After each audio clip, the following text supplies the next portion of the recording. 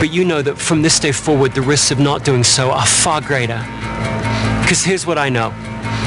One, I know you have strengths. Whatever you think about in terms of your strengths and weaknesses, there are certain activities that make you feel strong. You have strengths. Two, I know that no one's got quite the same configuration, quite the same pattern of strengths and weaknesses as you do. The least interesting thing about you is your race, your sex, your age, your nationality. All the really interesting, unique things about you are beneath the surface, and no one's got quite the same strengths and weaknesses as you. Third, I believe that you'll be your most creative, the least interesting thing about you is your race, your sex, your age, your nationality. Effective, most productive, most resilient when you figure out how to play to your strengths most of the time. And last, I believe that everyone will win when you do. You'll win, your company will win, your friends will win, your family will win, the world will win, everyone will win when you do. That's what I believe. But it doesn't matter what I believe. In the end, it matters only what you believe. So let tomorrow be a different day than today was. Let tomorrow be a stronger day than today was. By which I simply mean let tomorrow begin with you looking in the mirror and saying to yourself, what are my strengths and how can I contribute them today? And then let every day after that start the same way. Because you've always known what your strengths are. You've always known what was inside of you. So trust them, be proud of them, and go out and make your mark.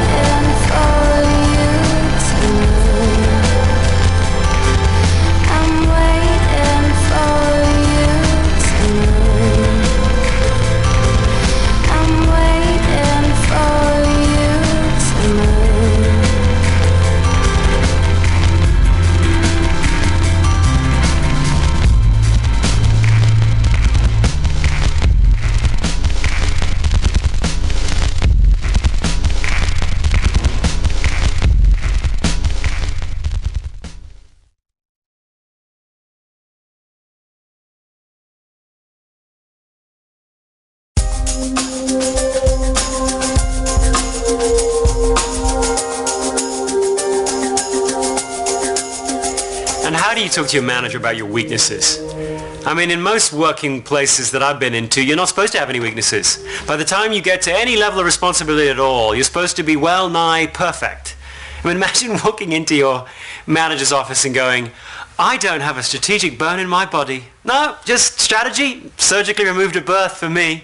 I can ask lots of what-if questions, I just don't have any answers. Or how about walking in and going, no, I'm just not a visionary. Can't see anything beyond around what's the next corner. Sorry, functionally blind beyond that area. I mean, who says that? Who says that?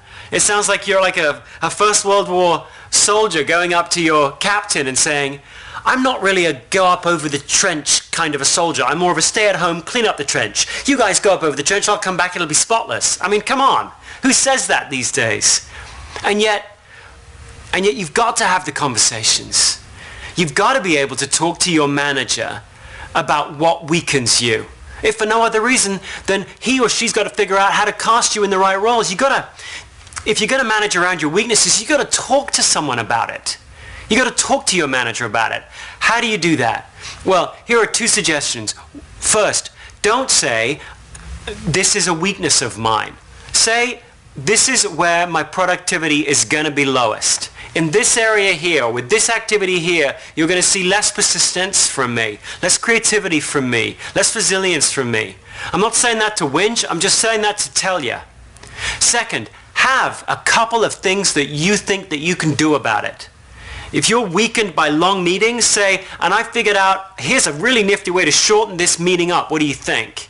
If you're weakened by doing the PowerPoint presentations and you're drained by it, have a solution or a suggestion as to who might come in and do that with you, or something, some action that can be taken, so that you don't come across as someone walking in and whining all over your manager as though he or she should jump to it and try and make your world perfect. Your manager's job isn't to make your world perfect. Your manager's job is to drive performance with you. But to do that, they will need to have you take the responsibility for coming in and saying, hey, in these activities over here, these are where I am least productive, least effective, least creative. So long as you can phrase it that way, and so long as you can come up with a couple of things you think you can do right now to mitigate it, that's going to be a much more productive conversation. Try it.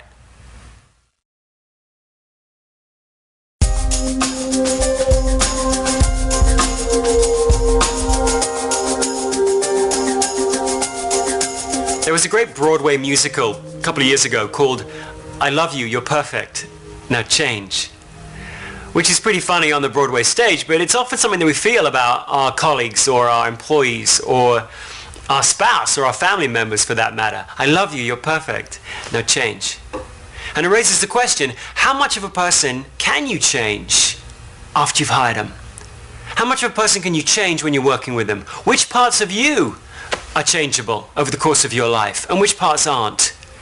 That's knowable. There's an answer to that question. The answer is that we can change your skills and your knowledge, but we can't change your talents. We can't change your enduring patterns of thought, feeling, or behavior. As an example, I can teach you the skill. A skill is a how-to. I can teach you the skill of how to present your product to a potential customer. Let's say you're a salesperson. I can teach you how to do that. I can teach you how to stock a shelf. I can teach you how to give an injection. I can teach you how to lay out a letter. I can teach you how to lay out a presentation. I can teach you all those how-to skills. The other thing we can change about you is your knowledge. I can change what you know about the competitive landscape out there. I can teach you what you know about the product that you're presenting or that you represent. I can teach you what you know from experience. So over time, your experience can change.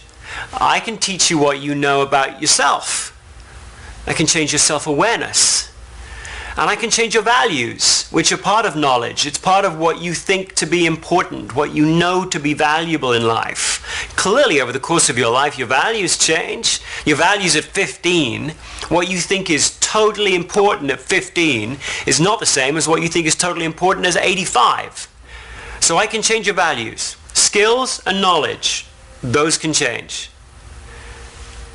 Your talents, your enduring patterns of thought, feeling, and behavior, those are enduring by very definition. So if you're competitive, if you're one of those people that instinctively compares what you're doing against somebody else, that loves pitting yourself against a peer on a level playing field and winning, you just get jazzed by that, I can't bleed that out of you. I can't berate that out of you. I can't make you ever believe that losing means nothing. I can't make you ever believe that it's not whether you win or lose, it's how you play the game. You'll never believe that if you're a competitor. If you're empathetic, if you're deeply empathetic and you feel the emotions of those around you, I can't change that in you. Flip that around. If you're not very empathetic at all, if you're one of those people who could be someone's best friend and never know it, then I can help you get a little better. I can teach you that empathy exists. I can teach you that other people have emotions that aren't yours. And I can teach you 2 or 3 skills that you might need to learn to be a better listener. I can teach you all that. But the only thing I'm going to do there is help you go from having no empathy to having some sort of karaoke version of empathy. I can help you get a little better. But in terms of those deep, recurring patterns of who you are, how empathetic you are, how focused you are, how competitive you are, how strong your need for achievement is, how driving your craving for significance is, how altruistic you are, I can't change those about you. Those are recognizable to you and your friends in the schoolyard, and they'll be recognizable by your grandkids when you're 85 years old. Those are the enduring parts of who you are. You need to trust them, own them, honor them, and then figure out a way to combine them with skills and knowledge, and so make a real impact in the world.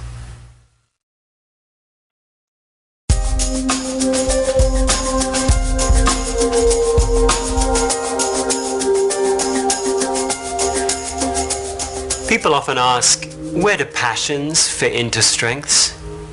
How does passion fit into focusing on your strengths in life?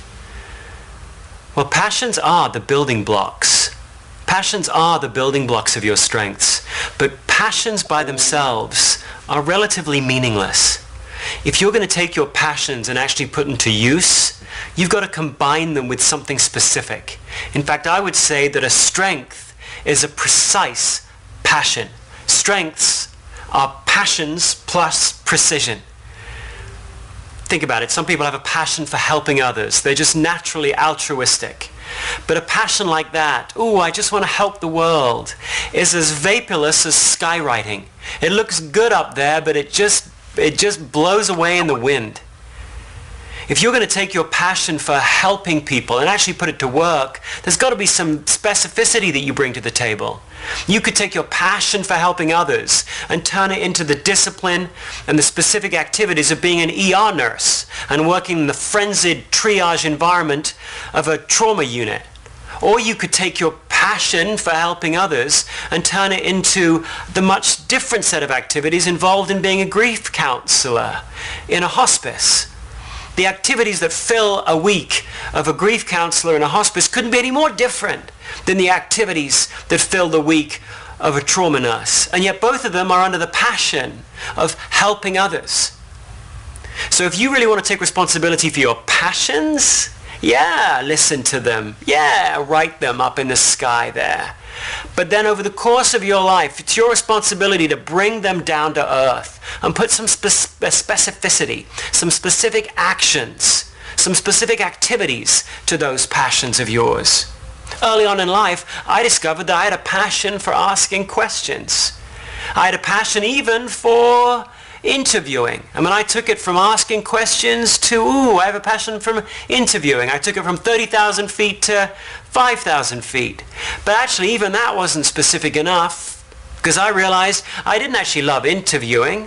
I loved interviewing people that are good at their job about why they're good. I love anybody who's great at their job, whether it's, I don't know, whether it's a housekeeper or the president or the chief of staff of the army or a sergeant, doesn't really matter. So long as they're brilliant at their job, I love asking them why they're so good at what they do. I'm invigorated by that, passionate about that. But I'm not passionate about interviewing somebody who's good at their job about their political beliefs. I'm not passionate about interviewing someone who's bad at their job to help them get better.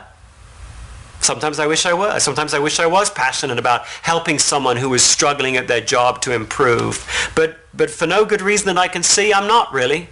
I'm only really passionate and invigorated by talking to people that excel, to explore why they excel. I've taken that 10,000-foot skywriting of asking questions and having a passion for that, and I've turned it into a specific set of activities that I can build my life around. If you want to live a strengths-based life, you've got to do the same with your passions. Take them out of the sky and bring them down to earth.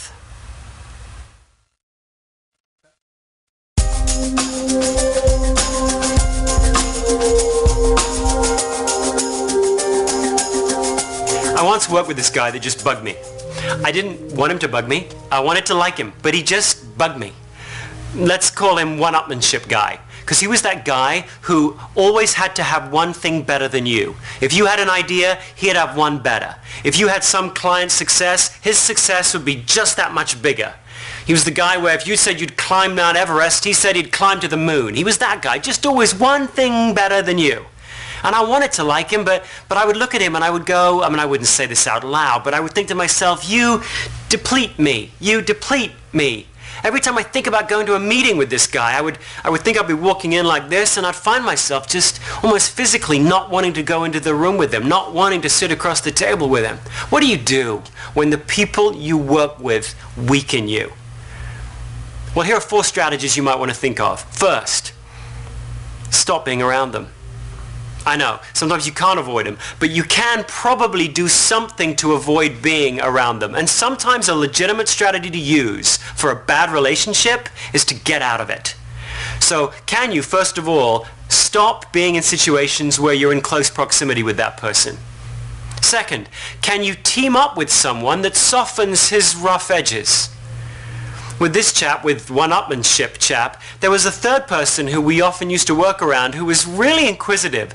And whenever one-upmanship guy would say, hey, I've just done X, Y, or Z, rather than having my reaction, which was to get all kind of get my back up and my bristles up, this person would go, ooh, tell me about that. Ooh, tell me more about that. They were just naturally intrigued by what this person had just said. And actually, by hearing one-upmanship guy describe his new brilliant idea, I became kind of intrigued by one-upmanship guy's brilliant idea. This third person somehow made one-upmanship guy feel a little less annoying. Actually, he began to look rather smart to me. Sometimes that works, doesn't it? You bring a third person in, it changes the dynamic. Third, try this. Offer up one of your strengths and see whether or not you can drag him into a place where he ceases to bug you quite as much as he did before. With one-upmanship guy, I'm a guy who's conceptual. I love ideas. So after a while, I would just keep bringing him more ideas and seeing where he would take them. I almost took it as a little competition with myself to keep seeing, in every meeting I was with him, could he really one-up every new idea, every new initiative, every new thought, every new action I could bring to the meeting. So in a weird way, he was motivating to me to keep offering up my idea strength, my innovation strength, my conceptual strength, and just see what he did with it. And frankly, sometimes he had some pretty darn good ways to take an idea of mine and take it up to a new level. Finally, try shifting your perspective on this person that weakens you. Can you begin to look at them through the lens of their strengths? Every single one of us probably rubs somebody the wrong way.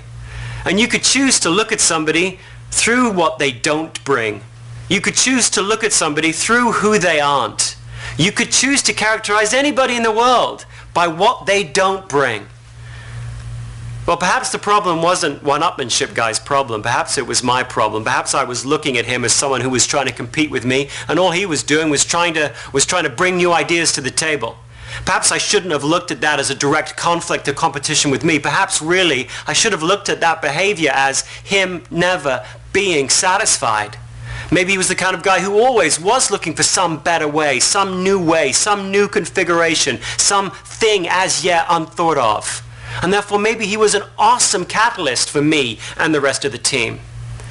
I did try that with him, and frankly it worked like a charm for many years. What began as my problem, he weakened me, I changed my perception, and suddenly I saw him in a totally different light. I'm not saying that will work with you every time. To go back to the original S, sometimes you do have to stop being around people. But there are other strategies you can try before you just opt out of the relationship and blame the other person.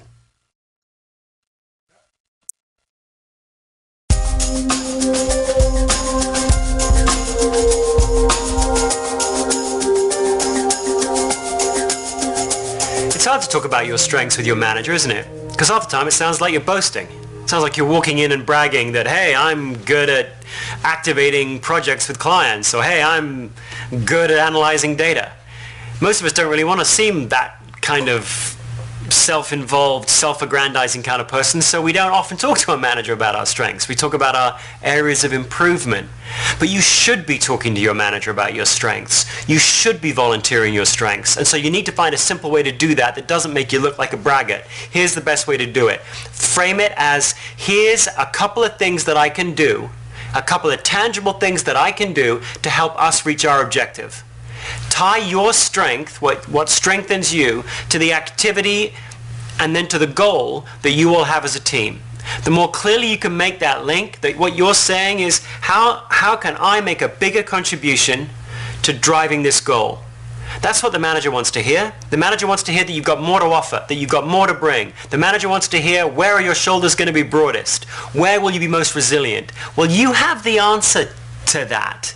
The manager doesn't. You have the specific answer to that. So if you can frame it as, here are some specific things that I can do to drive this goal, that manager of yours is going to be much more ready to accept it and much more ready to take action on it.